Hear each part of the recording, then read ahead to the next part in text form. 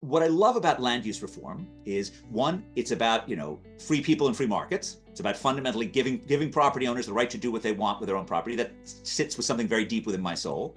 And two, it's good for poor people, right? It's an area in which if you allow more housing to be built, it means the prices of housing is going to go down for ordinary people. And so it's both progressive and libertarian.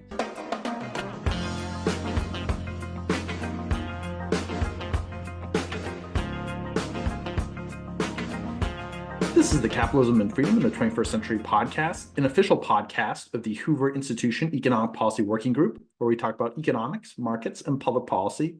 I'm John Hartley, your host. Today, my guest is Ed Glaeser, who is the Fred and Eleanor Glimp Professor of Economics at Harvard University, where he's taught economic theory and urban economics since 1992. He also leads the Urban Economics Working Group at the National Bureau of Economic Research. He co-leads the Cities program of the International Growth Center and co-edits the Journal of Urban Economics. He has written hundreds of papers on cities, infrastructure, and other topics, and co-written and co-edited many books, including Triumph of the City, Survival of the City with David Cutler, and Fighting Poverty in the US and Europe, A World of Difference with the late Alberto Alesina. He received his AB from Princeton University in 1988 and his PhD in economics from the University of Chicago in 1992. Thanks so much for joining us, Ed. Oh, thank you so much for having me on. So, and I want to get back, and start with your early life. Where did you grow up? How did you first get interested in economics? So I grew up in New York City. I grew up in a time in which the city was spiraling out of control in the 1970s. And then, it experienced something of a renaissance. I think that experience in New York helped to fuel my lifelong interest in cities. My interest in economics probably had mostly to do with just wanting to understand the amazing things that were happening around me. But I will tell a very particular anecdote of sort of my first introduction to anything involving economics. I had been occasionally, when school was out, I'd gone with my mother when I was about 10 to her Columbia Business School classes. So my mother was going back in her 30s and getting an MBA at Columbia. And she and I started to talk about things. I remember one of the more amazing things in my life intellectually was she explained Bertrand competition to me. It was done in the framework of two people selling shoes, and each one was undercutting each other, and we got down to marginal cost of production through doing that. And I just thought, 10-year-old me thought this was just the most amazing thing in the world, that you could have this sort of mental construct to understand how prices worked, and that competition could make sure that consumers got a decent deal. And that was sort of the first time that I had ever thought about economics at all, and it was really a sort of seminal moment for me. Well, that's incredible. And so you grew up in New York City. You did your undergrad at Princeton, and then you did your PhD at the University of Chicago. How did your time at Princeton and the University of Chicago inform you in your intellectual journey in becoming an economist? So I would say, I had some amazing teachers at Princeton. Orley Ashenfelter taught me econometrics with a lot of discussion about wine prices and hot summers predicting it. Avinash Dixit taught me international trade, still one of my heroes. John Campbell wrote one of my recommendations for graduate school. And, John has been my colleague now for about 30 years. So I had pretty amazing people, but I would say that I was sort of slow to figure out what I actually wanted to do. I went into economics, like many undergraduates, thinking that this was a pre-Wall Street concentration, a pre-Wall Street major. And I really expected up to my senior year that I would probably go to Wall Street. But somehow or other, the bug of doing a bit of economic research had gotten around in my head. So I applied to only 3 graduate programs. And at the same time, I was interviewing with Drexel Burnham. Now, this very fortuitous thing happened to me, which is the bottom fell out of the stock market in October 1987. And so because of this crash, there wasn't a lot of interest in giving me a really highly paid job trading bonds at Salomon Brothers. But the University of Chicago gave me a very nice fellowship, and I thought that sounded like a great place to wait out 4 years. Now, I didn't even, I didn't think I was necessarily becoming an academic, although, my father taught at Cooper Union. My father has a PhD, so it certainly wasn't impossible for me to be one. But I thought, maybe I'm going to go for 4 years and then go into finance, or maybe I'm going to go for 4 years and become a central banker. I don't really know. So that's what happened to me as I was going off to Chicago. Now, I will say, within 4 days at the University of Chicago, I was completely hooked on using economics to understand the world, and I have never looked back. And that's just a sign of just how powerful this, this dose of Chicago magic can be, particularly, as delivered by Gary Becker and Bob Lucas, who sort of taught the two first classes in the first year quarter.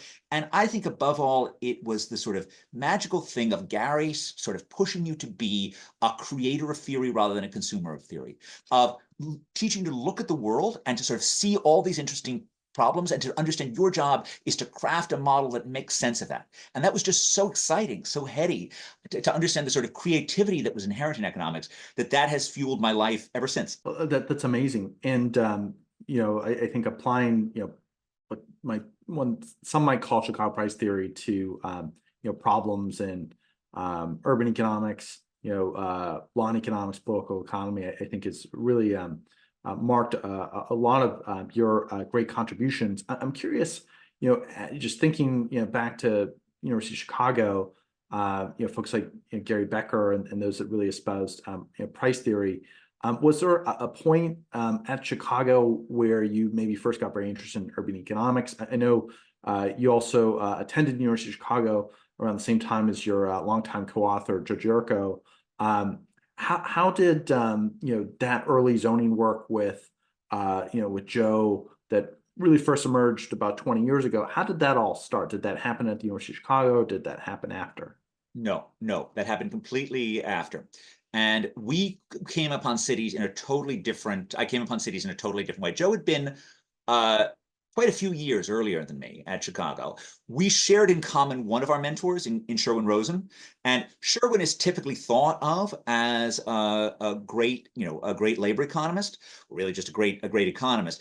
But his contribution to the Rosen-Roback model, to thinking about the spatial equilibrium, is really a seminal contribution in urban. And Sherwin was a really important part of my life. I was probably less close to him than I was to my other three advisors, though. Actually, other four. There's Bob Topel. I was not closer to Bob Topel than I was to Sherwin, although I admire Bob greatly. And Bob was probably the most empirically oriented of my advisors. The other three were Eddie Lazier, who was a very precious person in my life. And if anything, my modeling style looks more like Eddie's than it does like anyone else. Eddie, Gary, Sherwin, Bob Topel, and of course, Jose Schenkman. And that was your committee? That was my committee. Let me see. I give Eddie, Bob, Sherwin, Gary, and Jose. And Jose was really my Dr. Father. So Gary was like this intellectual bright light that I spent the rest of my life sort of trying to work to. But in terms of the person who invested me in a daily basis and just made me the scholar that I am today, no one did more for me than Jose. And I just owe him an unending gift. I mean, I owe all of them an unending gift, but Jose just really, really invested. And it was really, to a certain extent, Jose that pushed me towards cities in different ways. The first kind of subtle way was we were starting to do research in our second year, and Jose encouraged me to take urban as a field rather than, I was doing labor. I did labor as a field, and I'd already gotten that done, but to do urban as a field instead of theory, because urban had its exam earlier in the year, and so we could get done with that and pivot to doing research. So that's what got me to do urban as a field. I studied with Matt Kahn for that field. And then we started working on the paper of ours, which became Growth in Cities, which was really motivated by something totally different in the air at the University of Chicago, which was interest in the new growth theory, which was the ideas that another of Jose's student, Paul Romer, had sort of developed the model where, because of, you could get increasing returns that are compatible with competition through externalities, particularly the externality of knowledge. Bob Lucas's paper on the mechanics called it human capital externalities. And it was Bob Lucas's on the mechanics of human capital, which actually then led back to Jane Jacobs and led back to thinking about cities as places where people learn from people around them. The interesting irony about this is this very idea that like cities were this process of human capital externalities and learning, like I was experiencing as a student, like that very phenomenon as I learned about it, right? It was precisely because these ideas were in the air at Chicago. And with that, we then put together our paper, Growth in Cities. Andre Schleifer entered into the fray. Andre was not an official advisor of mine, but he's been continues to be an intellectual partner of mine for 37 years later. And we wrote this paper to try and test between different theories. And we tried to organize the theories around theories that would emphasize large scale, and we call those Marshall, Arrow, Romer externalities, and ones that would emphasize having lots of small firms, and we called those Porter, and some of them were Jacobs, and we sort of tested between these theories. And we had a paper in which sort of growth seems to be very oriented towards places that had lots of industrial diversity and lots of little firms. And those facts still kind of seem to be true, especially the sort of small firms, which, I think of as entrepreneurial human capital. But that was really the paper that got me started. And then I was hired at the job at Harvard was looking to hire an urban. And I was told, well, if you're labor, nobody has any interest in hiring you at Harvard. But if you're urban, we got a slot for you. So heck, who was I to turn that down? I mean, I had offers from other places who were happy to take me as a labor economist, but the Harvard thing seemed to work, and I came to Harvard. I was told the job is an urban, and I think with that little bit of nudging, I realized urban was this field with incredibly great questions and not enough talent working on it.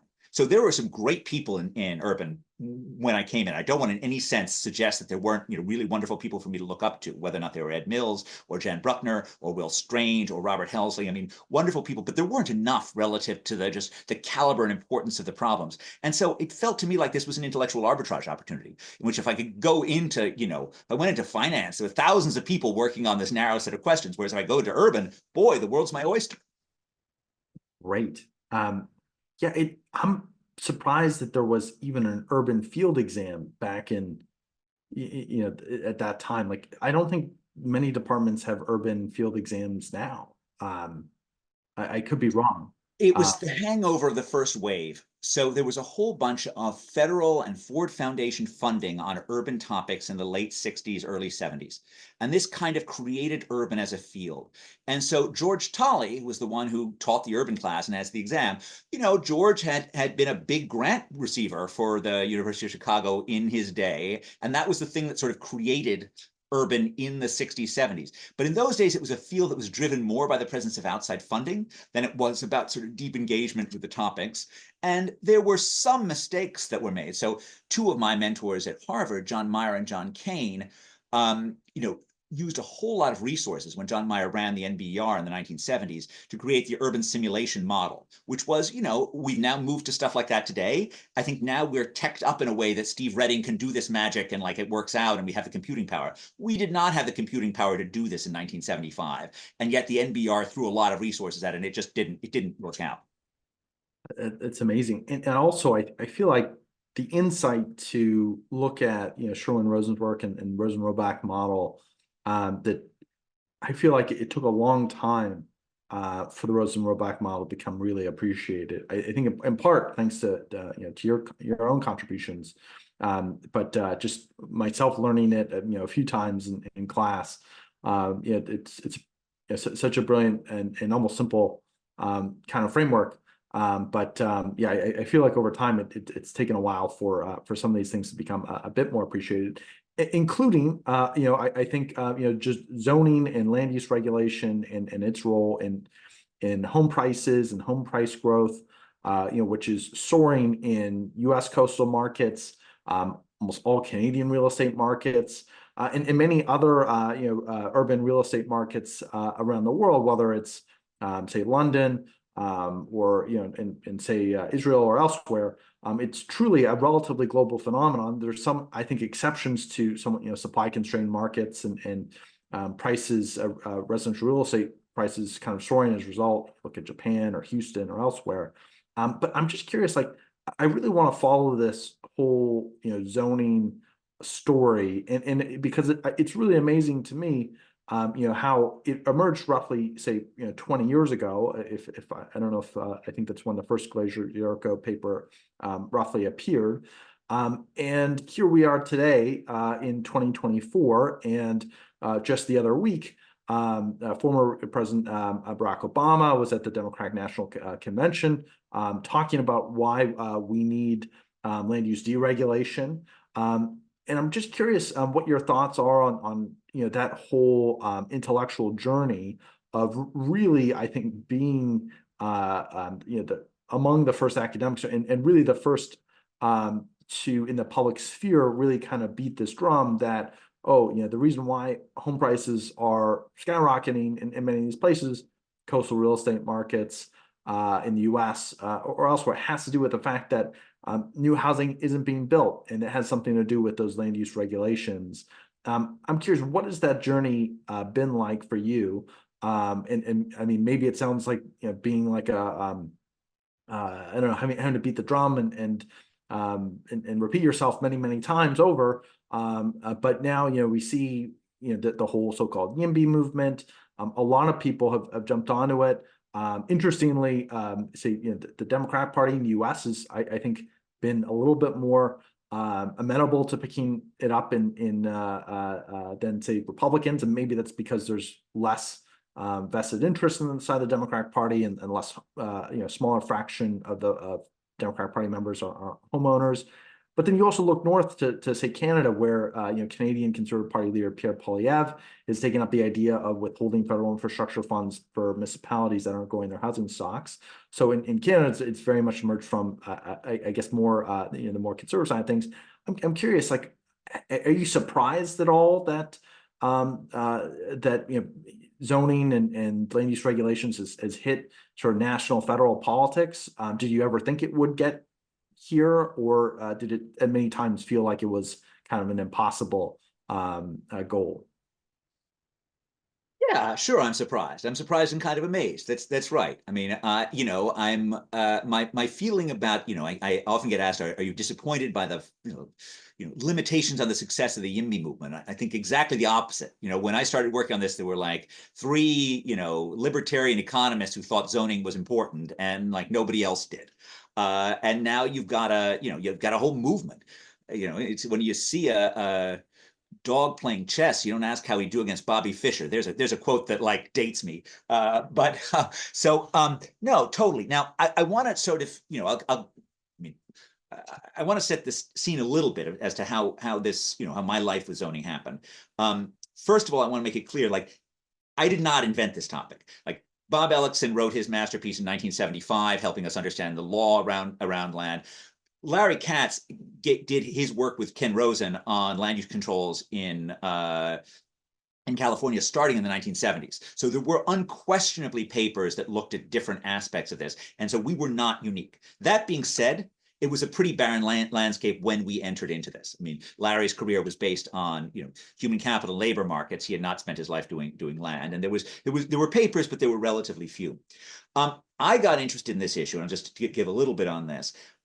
Starting in the late 1990s, actually, I think it was 1999, I was put on Harvard's University Physical Planning Committee just after I got tenure. And the outgoing president, Neil Rudenstein, was very keen to build a contemporary art museum designed by the great architect Renzo Piano on a site that Harvard owned right on the Charles River. Now, this museum, which would be an architectural glory and a business draw for Cambridge, would unfortunately slightly mar the view of one middle-level employee at a public radio station.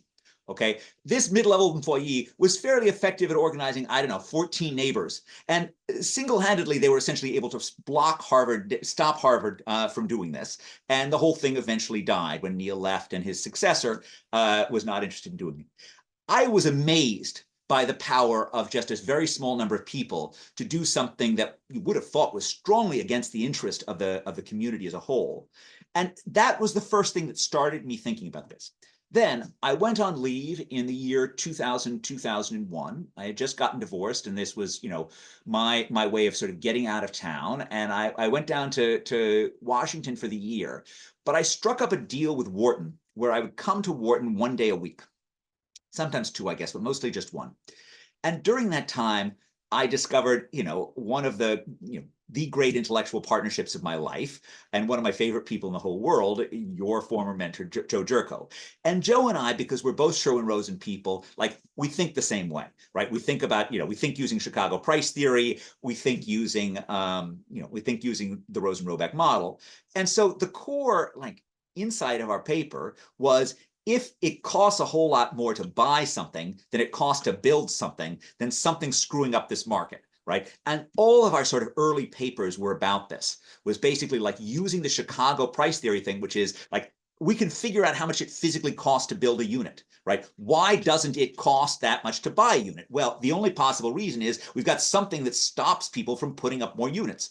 So this was done in our 2005 Journal of Law and Economics paper, where we just said, look, the marginal cost of adding an extra unit in New York City is just the next floor, right? So it doesn't require more land. It doesn't require more stuff. And we actually have lots of good estimates of how much it costs to build an extra floor. And so it's that basic Chicago price theory thing. Going back even earlier, we had a paper, I think in the Cato Regulatory Journal in 2002, that focused on the value of land if it sits under a new house versus the value of land if it extends an existing house. Exactly the same like logic, right? Where, if land seems to be worth a lot as when it sits under an existing house, which means take the value of the total house, subtract the physical construction cost, and look at what's left. If that land costs 10 times as much as just land that extends a lot, then it must be something else that's giving that land value, which is the right to have a house on it. That paper, I will say, I received a lovely note from Thomas Sowell of the Hoover Institution, maybe in 2003, telling me that if we were right, that this was really important, which I treasure that note. But that was how we got started on it. And then we did a whole bunch of work on this around this time period. And then we moved in and out on this, and we have a new paper that relates to this. In terms of the reason why this is my favorite policy issue.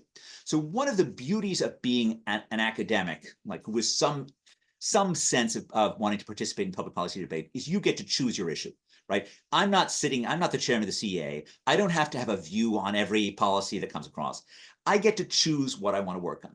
And what I love about land use reform is, one, it's about, free people and free markets. It's about fundamentally giving property owners the right to do what they want with their own property. That sits with something very deep within my soul.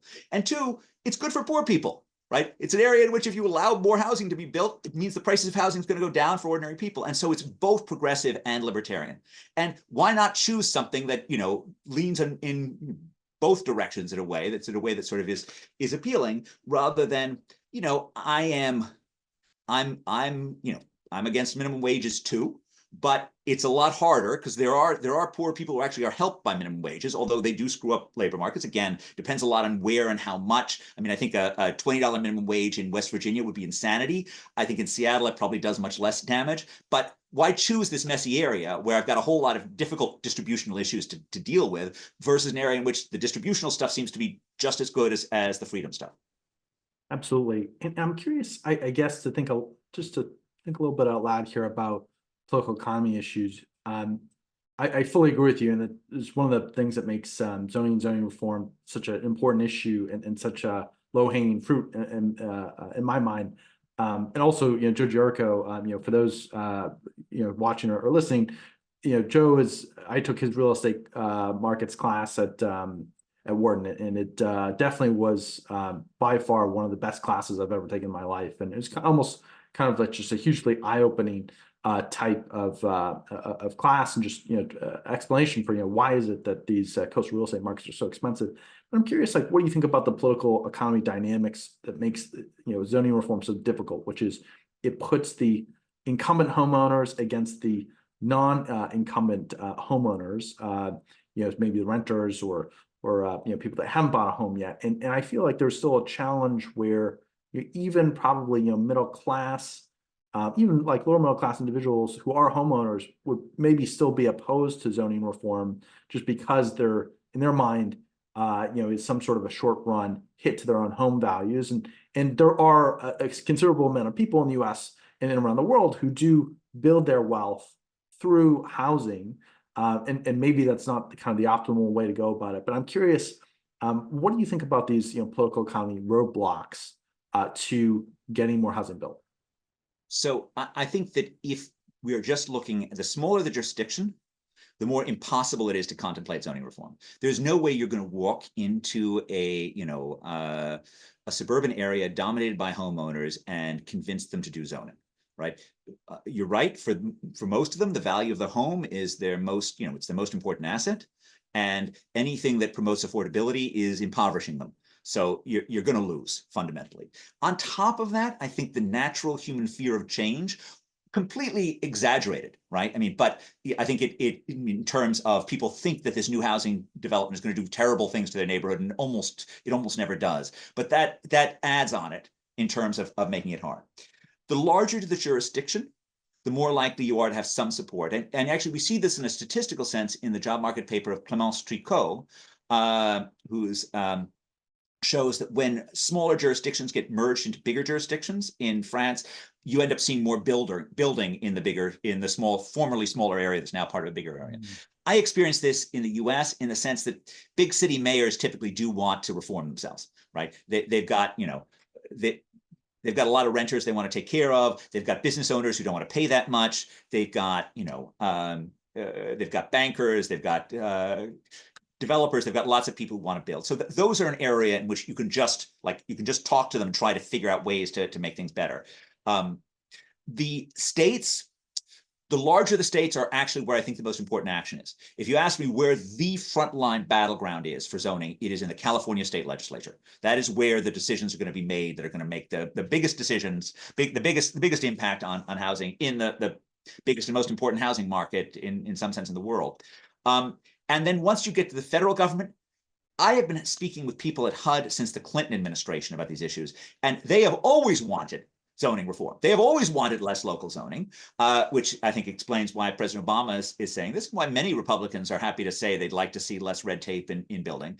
But the problem is the mismatch between their desire, because they do see the downsides of this, with the sort of real difficulties of the federal government influencing hyper local land use regulation, especially since it really has to run through the state legislatures, which is why I like this idea of tying federal funding to infrastructure that goes to the states to making meaningful change on the housing front. That's fascinating. And I mean, you're absolutely right that states have this power of preemption where they can attempt to compel municipalities to enact zoning. And that I think you're absolutely right is one way to overcome these sorts of political economy issues. I mean, there's this other idea that you've written about quite at length, which is getting, say, a federal government to require, or I guess state governments could do this as well to varying degrees, that your federal government withholds infrastructure funds or some sort of federal benefits that the municipality gets if they do not hit some sort of a housing growth target. This is something that's actually being proposed in Canada, and if Pierre Poilievre becomes prime minister about a year from now, it's a huge part of his platform and something that he will undoubtedly do or attempt to do. And then you've written quite a bit about this in the U.S. And how the U.S. federal government should do this. Can you explain a bit more what you mean by housing supply growth requirement, and also having heard a bit about the debates here in Canada, like what should that optimal housing supply growth target be? I mean, some people might think, well, isn't that kind of a bit top down? What's the right number, and how would you monitor it and so forth? I'm curious, how does that work out in your mind? So I think one of the differences between Canada and the US is that there is enough funding flowing directly from the federal government to localities that you can actually threaten them through this. In the US, the money all goes through the states. So it gives you this intervening layer, and it really has to be that the state legislature of California is threatened by losing their highway funds, that they then take action. And then the state legislature of California, they can do anything they want to localities. They can completely take away the ability of localities to zone. In fact, in California, you already have targets. I mean, California has a clear process for allocating housing units to localities. We can obviously debate what those units should be, but they have a process. The question is, what are they going to do to enforce that?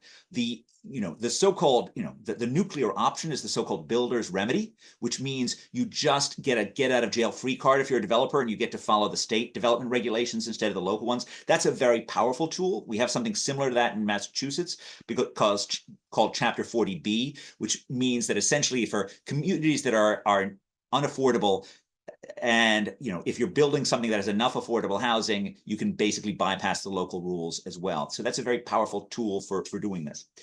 In terms of the creating growth targets, I think it's useful to compare this with the last time the federal government tried to bully the states to do something, which was back with the minimum drinking age.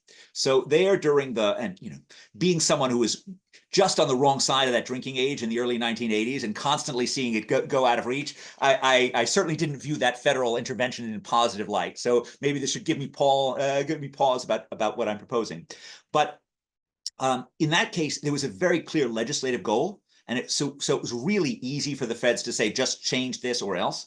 With housing, doing it around a legislative thing is a mistake because there's no one rule that makes a difference for housing. There are 1,000 ways to say no to any project, and saying you can't have minimum lot sizes that are greater than a quarter acre. What good will that do? They'll come up with a wetlands regulation that says you can't do this on if there's a spotted owl within 1,000 miles. You can't do whatever. I mean, there are so many ways that you can turn down a housing project.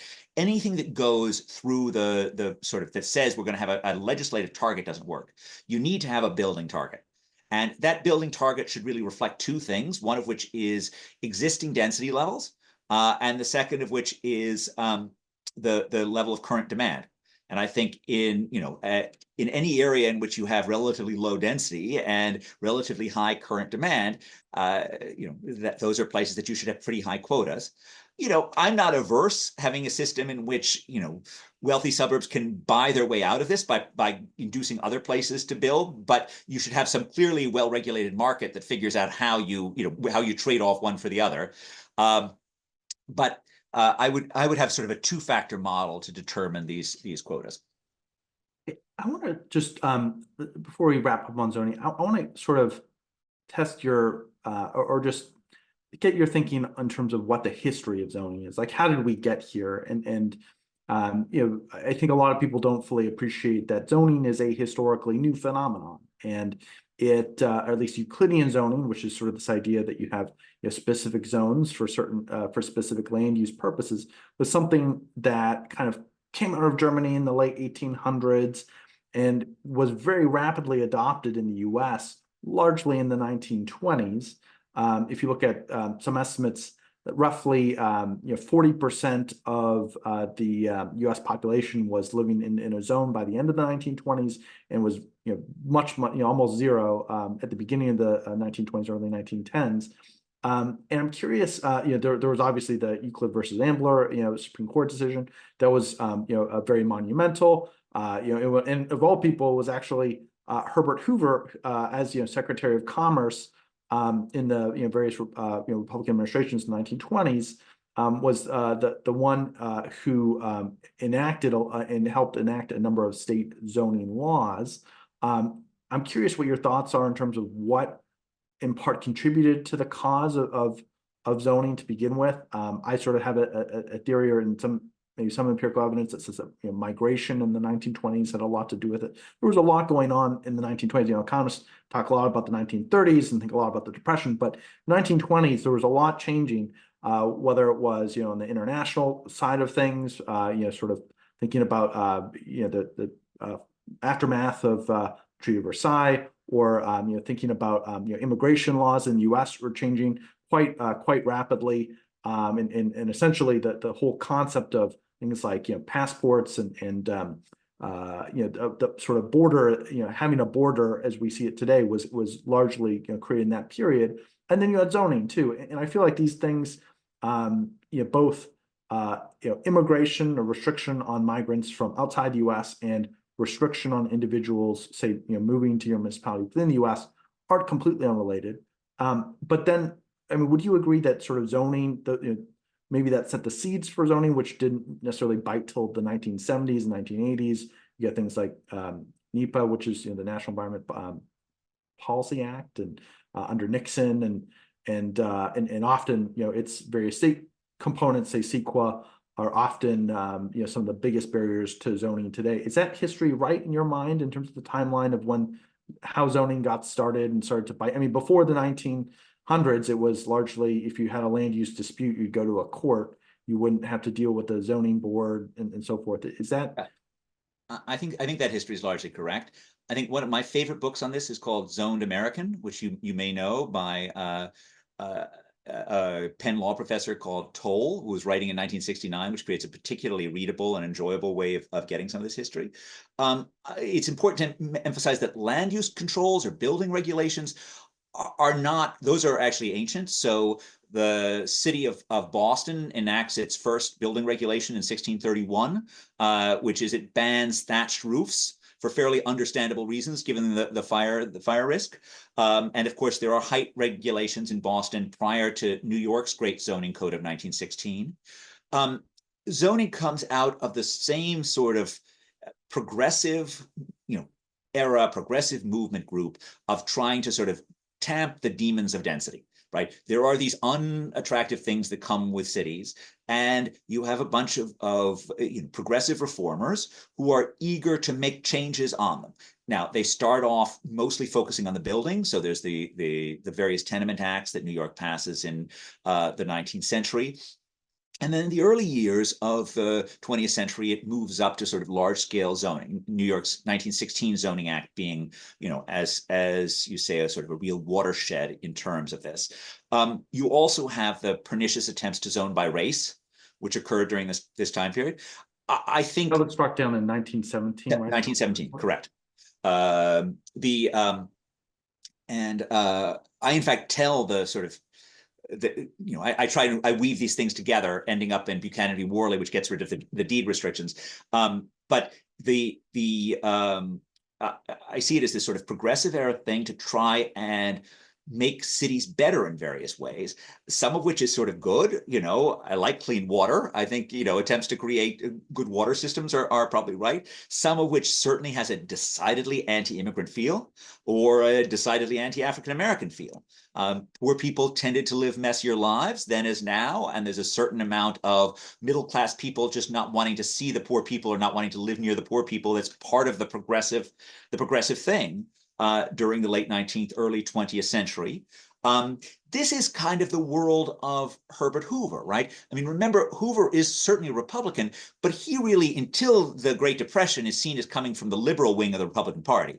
He is seen as being it's not that there is some clear break between, Teddy Roosevelt or even more so Taft and Herbert Hoover. And this is part of the, trying to make cities livable for good, God-fearing, Protestant, middle-class people who are the core of the Republican Party in the 1920s. And I think that's stuck with us. Now, I agree that it doesn't feel like it has huge bite early on, right? In part because you have this wave in the 1920s, and then in the 1930s, you have a Great Depression where nobody's building a whole lot during this time period. And you have enough sort of really vacant land in the years after World War II that people like the Levitts really figure out how to mass produce housing. On top of that, right, you have the car, right? The car and the highway system just opens up vast amounts of land to areas that are not, intensely zoned to begin with, in areas that are kind of a bunch of farmers who want to sell their land at top dollar to a bunch of, crazy developers who are going to buy their potato fields for huge amounts of money.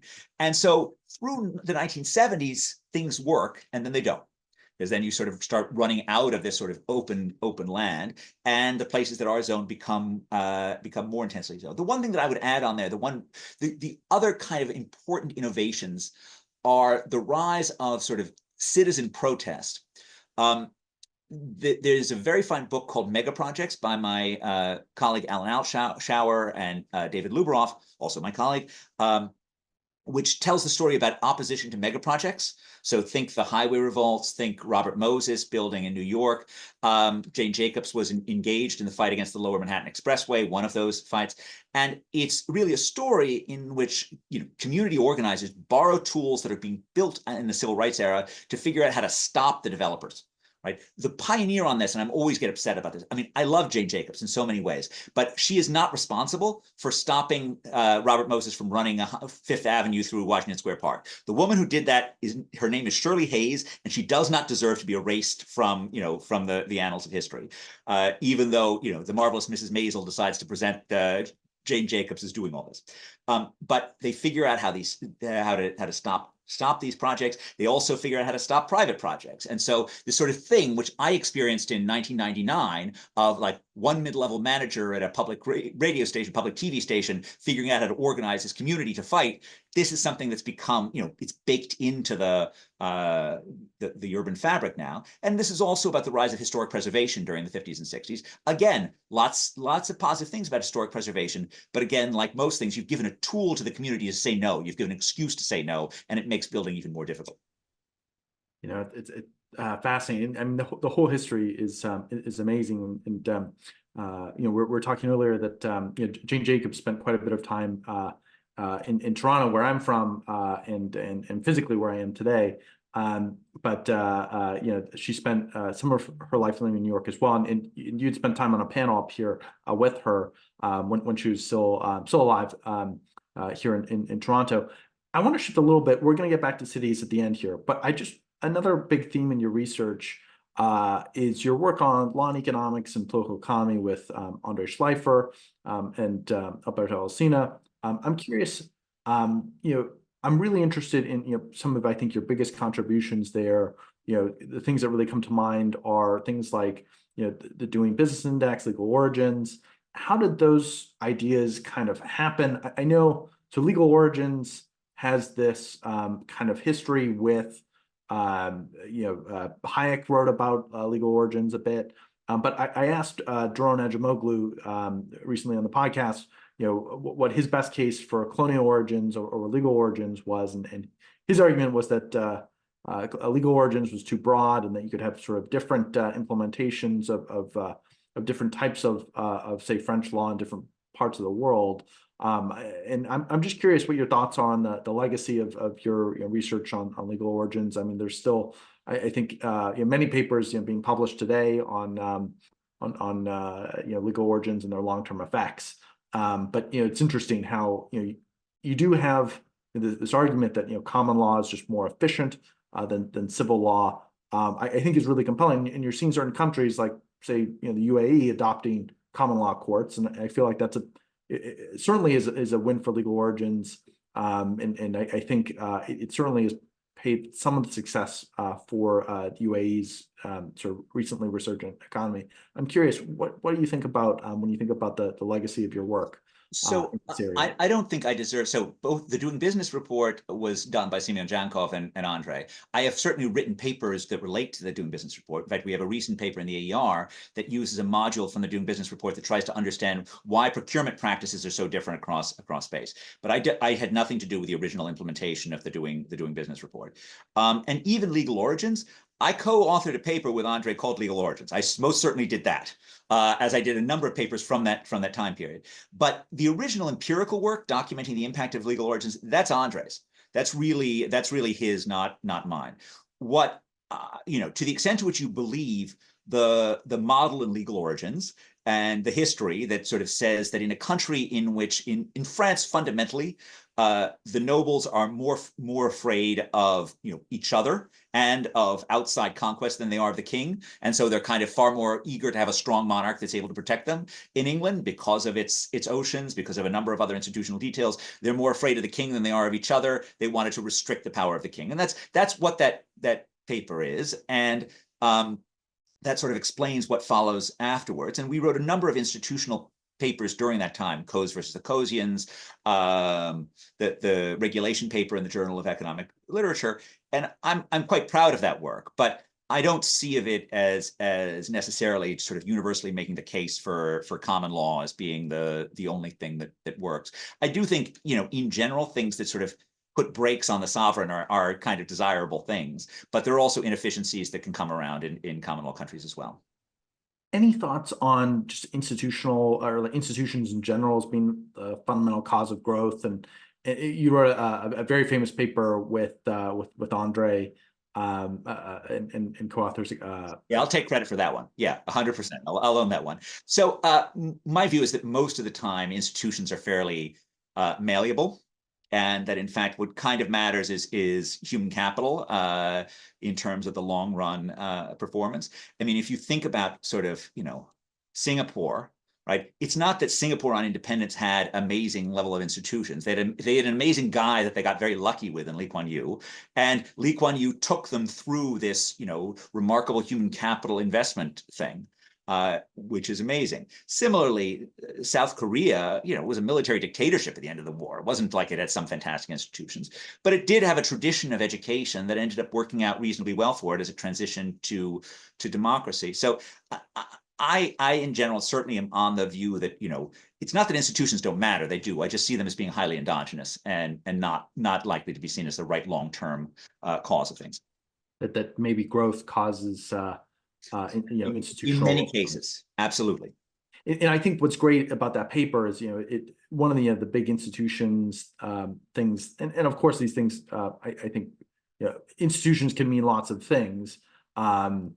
But for Doron and certainly Doron's work, obviously, democracy plays a really looms large in that, and I think the point that you make that I think is such a fascinating example, or perhaps counterexample to Doron's claims that democracy causes growth in a big way, is that you look at the East Asian tigers, Singapore, Hong Kong, Taiwan, South Korea.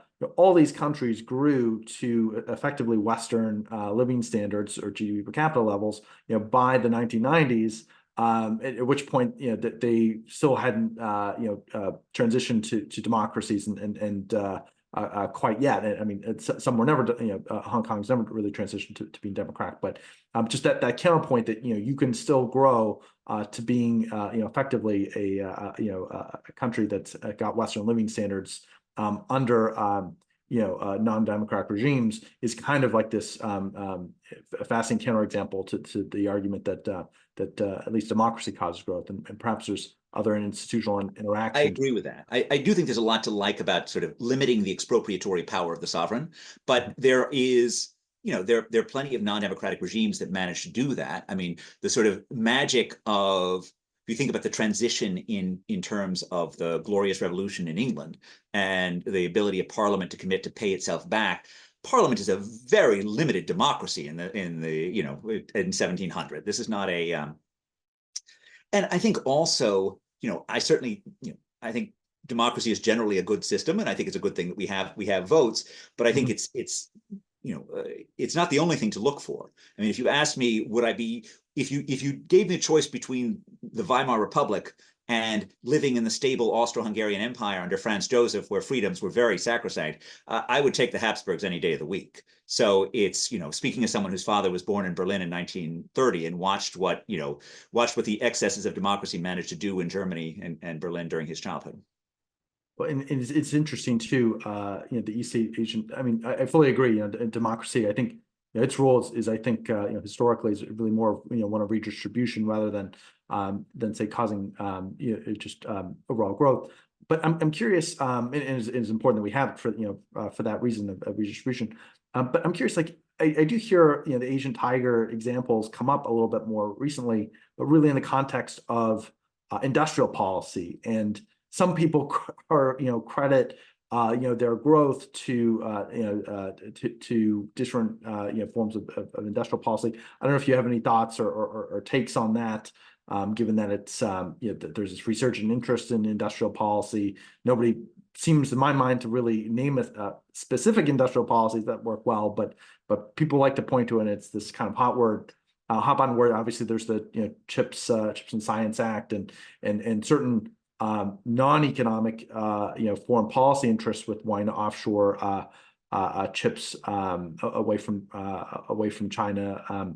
But I feel like it's a different argument than sort of the universal argument that, well, industrial policy is sort of a secret sauce to growth.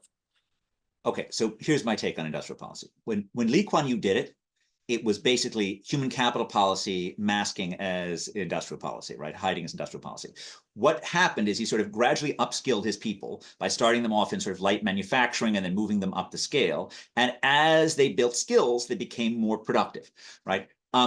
Lee Kuan Yew was able to do things, Singapore in general is able to do things that like most other countries aren't able to pull off effectively at all, right? If you told me that it would be possible to have an industrial policy in the US that upskilled people, I would say that's conceivable to me. Do I actually believe that anything that would come out of Washington would actually do that? No, not in a million years, right? Getting industrial policy right is incredibly hard, right? Precisely because I think the best case for it is it's about upskilling workers. And I just don't see any evidence that suggests that America is able to do that. When I look, I have a new paper which looks at road roughness across America. And in many cities that we were able to look at, there's basically no correlation between the subsequent probability of being repaved and how rough the roads are, right? So we look at road roughness at one point in time, we look over the next 8 months. Basically, most cities, Denver is an exception, but most cities, there's basically no correlation between road repaving and roughness. If we can't target road repaving properly, right, how in the world are we going to be capable of figuring out some complex industrial policy that achieves something brilliant? So I would be very, I think hubris is a great sin. I think having realistic views of what we're able to do as a country is important. And I think we should be focusing on things like, can we actually improve the quality of our infrastructure? Can we improve the quality of our schools, rather than on thinking we're going to have some magic around industrial policy? If you told me you wanted to be open to some sort of ramped up earned income tax credit, maybe even one that is regionally delineated, that sort of was larger in high jobless areas, I'm open to that. But that's not the same thing as saying what should go in Eastern Tennessee. I know there should be a little bit more encouragement for people to work in Eastern Tennessee, but I have no idea what businesses are going to work there. That's fascinating, and certainly I think too on the infrastructure, but it's a lot of implications for how useful I guess paving roads might be for fiscal stimulus, at least as our existing sort of infrastructure system stands. I want to talk a little bit about crime. Any thoughts on recent trends in crime, particularly in coastal urban environments like San Francisco, including their causes and consequences? Sure. This is not, so the long arc of this is, crime went crazy in the US from 60 to 75, right? And then it kind of bubbled around for 15 years. I wrote a paper in 1999 called Why Is There So Much Crime in Cities, which seems to have coincided perfectly with the decline of crime in cities. And in fact, I would have said in 2010 that, largely reducing urban crime was one of the great urban triumphs that had occurred in the sort of post-industrial world. The fact that New York was much safer than it had been in my childhood, the fact that Chicago had gotten safe, all of these were great triumphs. Now, at the same time, there were triumphs that occurred with far too much mass incarceration, right? And far too much maltreatment of ordinary people on the street. And we tolerated that, right? For, I guess, understandable political reasons, but it still was a terrible thing that we tolerated. Now, all of this has blown up over the last 10 years in anger over policing, and particularly with the horrendous images of the murder of George Floyd. We had this temporary movement, which was basically like the police are the problem, not the solution. And particularly in progressive cities, San Francisco, Seattle, there was a tendency to accept that we're just going to shut down on policing. The policing was not a thing cities needed to do.